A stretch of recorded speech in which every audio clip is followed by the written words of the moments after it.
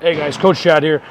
Today, sitting in my bottom squat, we are still doing our 1 month of bottom squat positioning. So we can chat about the bottom squat while I'm in it, so killing two birds with one stone. Now, what I want to talk about today is the use of heel plates. In my first video, had a heel plate on. I talked briefly about it, but let's talk about why we have to use these and how you want to use them when doing the bottom squat position.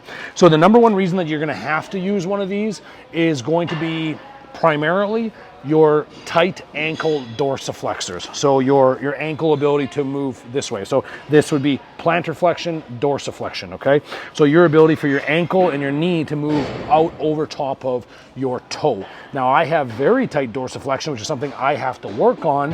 And in order to do that, that's why when I do my bottom squat, I have to use a heel plate. Now, in this case, I have multiple plates with me. Right now, I'm sitting on 10-pound plates that are about 1.25 inches high, which are a bit too high to get a really nice stretch here, okay? So this would be an example of someone very, very tight needing to use this. You could obviously use these, but over time, you're gonna wanna drop these down. So in this case, I'm gonna drop down to a 5-pound plate. And now that forces me to get a little bit deeper. So now I'm getting a much better stretch out of this in my 5-minute bottom position, okay? And then as I'm talking, I'm gonna drop down to 2.5, which is only maybe a 1/8 of an inch or a 1/4 inch lower than the 5-pound plate. But any deviation or any lowering of that position is gonna make this a little bit more challenging for me, and it's gonna put a little bit more stretch into my ankle, which is going to be a benefit for me, all right? Now, a couple things that I want to see you guys doing when you're holding your bottom position is actually trying to hold an appropriate bottom position with regard to squat mechanics, okay? So even when I'm here, I'm still thinking about knee tracking over foot. I'm still thinking about my 3 to 4 points of contact on my tripod foot with my slight short foot. I'm still thinking about all of these patterns. Then I want to think about where I'm tight in my squat. And for me, I have a fairly narrow stance for a taller and a bigger person. So over time, I want to open up my hips and my adductors a bit more. So what I could play with is turning my toes out and driving my knees out this way. Now I get a little better stretch out of this.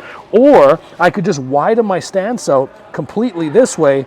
Okay, so I just take my same toe angle and just widen it. And now I can feel a lot more pull in my hip capsule and my high adductor slash like pectineus kind of range. Or you can even think about your just deep internal hip rotators, okay? So they're starting to get a little bit more strain here. But that's what we want to do with this. So we want to expand your squat. So don't just be sitting comfortably. I want you to be a little uncomfortable in your 5 minutes, okay? While we're down there. And at the same time, think about being a little bit upright. Thinking about getting your thoracic spine engaged as well while sitting in here. And then it brings some of the position down into the hip and really forces the hip into a deeper range of motion, or at least fighting for a better range of motion, okay?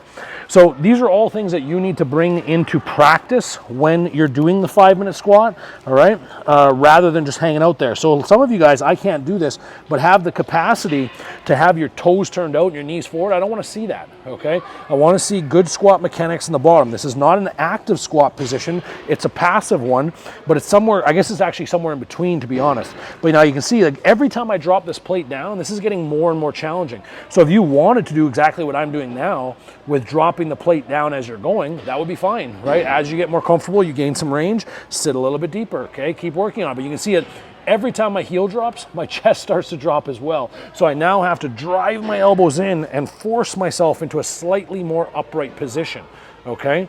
So these are all little things I want you to bring to your practice when you're doing the 5-minute bottom squat. Hope that helps, team. Thanks a lot.